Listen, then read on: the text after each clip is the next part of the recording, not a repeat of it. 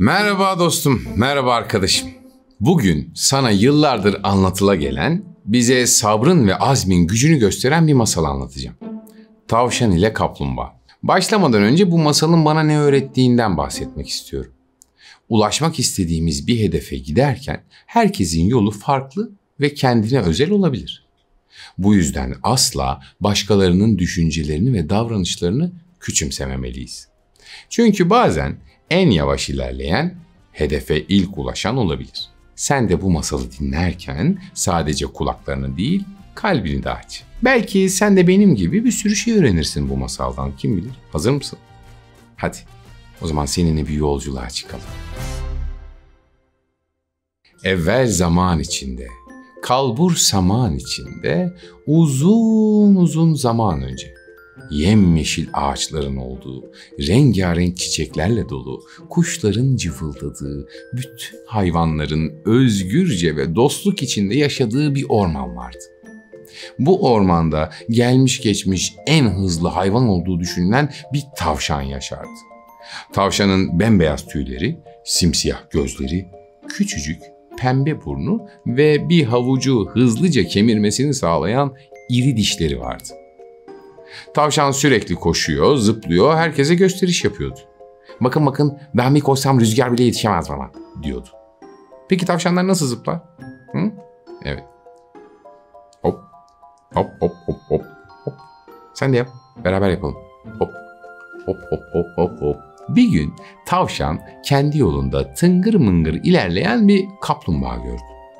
Bu kaplumbağa öylesine aheste, öylesine ağır adımlar atıyordu ki tavşan kaplumbağanın bu yavaşlığını görünce kendisini dalga geçmekten alıkoyamadı. "Hey kaplumbağa, senin adımların o kadar yavaş ki sen bir adım atana kadar ben 3 kere zıplıyorum. Bakın 1, 2, 3. Yürüyüşün salyangozlardan bile yavaş," dedi. Sahi salyangozlar nasıl ilerler? Doğru. Yerde sürünerek ama çok yavaş bir şekilde. Kaplumbağa gülümseyerek, "Evet, yavaşım ama acelem yok. Çünkü her adımımı bilerek, düşünerek atarım," dedi. Tavşan kahkahalarla yanıtladı. "Çok komiksin ya. Sen böyle hiçbir yere varamazsın ki. Konuşmam bile çok yavaş. İstersen seninle yarışalım da gör bakalım ilk bitiş çizgisine kim ulaşıyor." Kaplumbağa sakince cevap verdi. "Olur. Hızlı değilim ama hedefimden vazgeçmem. Sonuna kadar sabırla yürürüm." Onlar bunu konuşa dursun, güneş yerini aya bıraktı. Böylece gece oldu.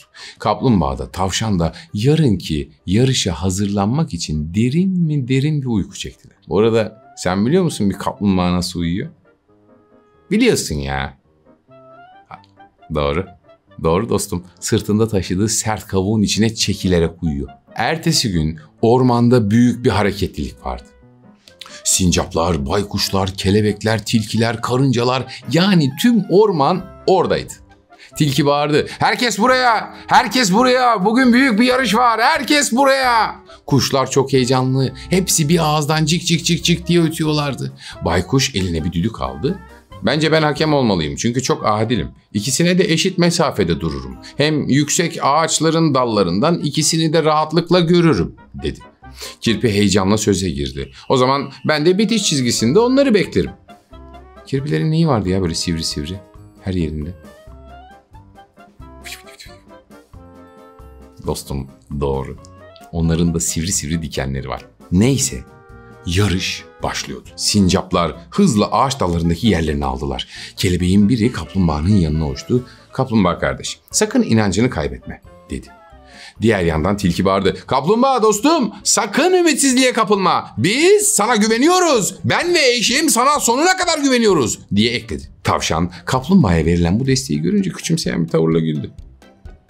"Gerçekten komiksiniz yani. İnadına yapıyor gibisiniz. Bu yavaş kaplumbağanın beni geçebileceğine sahiden inanıyor musunuz ya? Olacak iş değil." Kaplumbağa bu küçümseyen kibirli cümlelere hiç aldırış etmedi. Çünkü onun kendine inancı tamdı. Sakince arkadaşlarından gördüğü bu destek için onlara teşekkür etti ve yarışa hazırlanmak için başlangıç çizgisinde yerini aldı. Yarış başlamadan önce tavşan bir kez daha kaplumbağa ile alay etti. Öyle hızlı gideceğim ki ayaklarının altından çıkan toz bulutunu bile göremeyeceksin dedi. Kirpi, bu rekabet çetin olacak diye geçirdi içinden. Sahi ya, kafam karıştı. Bu baykuşun yarıştaki görevi neydi? Sağ ol dostum. Herkese eşit davrandığı için hakem olmuştu. Doğru. Baykuş düdüğünü çaldı ve yarış başladı. Tavşan bir çırpıda ileri atıldı. Süratle koşmaya başladı. Kaplumbağa ise sakin tak tuk tak tuk diye ilerliyor. Tavşan çabucak öne geçti. Arkasına baktı. Kaplumbağa uzaklarda minicik bir nokta gibi kalmıştı. Gülerek bu iş benim için çok kolay olacak dedi. Tam o sırada yol kenarında gezen bir serçe cıvıldadı. Tavşan kardeş, yol uzun. Dikkat et. Fazla kibirlenme. Ama tavşan kahkahayla küçük kuş. Sen bana akıl mı veriyorsun? Sen benim ne kadar hızlı olduğumu görmüyor musun? Diye karşılık verdi. Biraz daha ilerledi. Ufukta kocaman bir tarla gördü. İşte enfes bir ziyafet dedi kendi kendine. Tavşanların en sevdiği yiyecek neydi? Çok fenasın dostum. Doğru, havuç. Tavşan havuç ve lahana dolu olan bu tarlayı görünce kendini tutamadı. Zaten çok öndeyim ya. Biraz yemek molası versem hiçbir şey fark etmez diye düşündü. Karnı şişene kadar yedi. O kadar çok yedi ki yemeği bitirdiğinde kıpırdayacak hali bile yoktu. Tavşan olduğu yerde küçük bir öğle uykusu çekmeye hazırlanırken yanına tarla faresi geldi. Tavşan, yarışmıyor muydun sen? Tavşan, yarışıyorum ama yani tarla faresi kazandım sayılır. Kaplumbağa bana hayatta yetişemez dedi kendinden emin bir tavırla. Tarla faresi kafasını salladı. Çok böbürlenme istersen tavşan, yoksa yarışı kazanamayabilirsin. Ama tavşan dinlemedi. Kocaman bir havuca lahana yaprağı sararak onu da kemirdi. Tatlı olarak da bir elma yedi. Sonra elma ağacının serin gölgesine uzandı. Biraz burada kestireyim. O kaplumbağa yavaş adımlarıyla bana asla yetişemez dedi ve çok geçmeden uykuya daldı. Baykuş tepede hakemlik yaptığı için olan biten her şeyi görüyordu. Tavşanın kocaman şişmiş göbeğiyle ağacın gölgesinde uyuduğunu fark edince kafasını iki yana salladı. Ah tavşan ah. Çok büyük bir hata yapmak üzeresin. Kaplumbağayı küçümsedin ve etrafındaki hiç kimseyi dinlemedin. Herkesle alay ettin. Şimdi de yarışı kaybedeceğinin farkında değilsin. Umarım hatanı fark edersin ve bu sana güzel bir ders olur diye geçirdi içinden. Kaplumbağa ise hiç durmadı. Azimle ilerlemeye devam etti. Tak, tuk, tak, tuk, tak, tuk. Önünde hala uzun bir yol vardı. Doğru, az gitti, uz gitti, dere tepe düz gitti. Karşısına yuvalarına yemek taşıyan çalışkan karıncalar çıktı. Karıncalar ne renkti ya? Doğru, siyah. Teşekkürler dostum. Kaplumbağa kardeş, demek sen de bizdensin. Yavaşsın ama hiç durmuyorsun, dedi bir karınca kaplumbağaya. Kaplumbağa yanıtladı. Evet, yavaşım ama kararlılığım beni hedefe götürüyor. Sonra kocaman bir kartal kaplumbağanın yanına uçtu. İstersen kanatlarımın gölgesinde biraz dinlen. Ne dersin? Dedi kaplumbağaya. Kaplumbağa gülümsedi. Dinlenmek isterdim ama yarıştayım. Şu an dinlenme zamanı değil. Küçük adımlarım beni bitiş çizgisine götürecek. Biraz ileride gölün kenarında kurbağalar zıplıyordu. Hadi sen de beraber yapalım. Ha? Kurbağa gibi zıplayalım mı? Koltukların üzerine çıkalım. Ha? Zıp zıp zıp zıp zıp zıp zıp zıp zıp zıp zıp zıp. Süpersin. Kurbağalar nasıl ses çıkarıyor zıplarken? Biraz da vırakla bakalım. Vırak vırak vırak dağınık kalsın. Vırak dağınık kalsın. He? Hey kaplumbağa. Çok yavaş gidiyorsun dedi kurbağalar. Kaplumbağa benim hızım bu ama her adımım beni bitiş çizgisine yaklaştırıyor diye yanıtladı. Saatler geçti, neredeyse akşam olmuştu. Güneş batarken serin bir rüzgar esti. Rüzgarın uğultusunu duyan tavşan nihayet uykusundan uyandı. Ne güzel uyudum ya. Of, süper oldu. Kaplumbağa nerede? Saat kaç oldu, yarış devam ediyor mu diye sayıkladı. Sonra aniden durumu anladı ve telaşla ayağa kalkıp bir zamanlar arkasındaki küçük bir nokta gibi görünen kaplumbağanın nerede olduğunu görmeye çalıştı. Sence kaplumbağa o sırada neredeydi dostum? Aynen öyle dostum. Tam isabet. Bitiş çizgisine çok yaklaşmıştı. Tavşan panikledi. Bu imkansız. Onu hemen yakalamam lazım. Hop hop hop hop hop hop hop hop hop hop diye koşmaya başladı. Bu sırada kaplumbağanın bitiş çizgisini geçmek için son bir adımı kalmıştı. Ve kaplumbağa kocaman bir adımı aynı kararlılıkla son bir kez daha attı. Ve bitiş çizgisini ilk geçen kaplumbağa oldu. Ormandaki bütün hayvanlar kaplumbağayı yarış çizgisinin sonunda bekliyorlardı. Ama onu ilk tebrik eden kirpi oldu. Tüm hayvanlar hep bir ağızdan bağırdılar. Yaşasın, yaşasın, kaplumbağa kazandı, yarışı kaplumbağa kazandı, bir şampiyon o. Ağaçların üzerinde yarışı izleyen baykuş ortalık durulunca bitiş çizgisine doğru süzülerek indi. Hepimiz senin ne kadar hızlı olduğunu biliyorduk tavşan.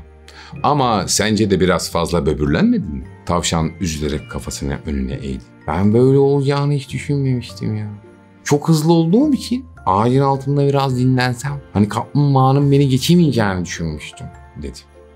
Kaplumbağa gülümsedi. Ben hızlı değilim ama hiç durmadım. Kendimi de seninle kıyaslamadım. Baykuşun dediği gibi hepimiz senin benden daha hızlı olduğunu biliyoruz. Ama aynı yolu yürüsek bile benim adımlarım seninkinden farklı olabilir.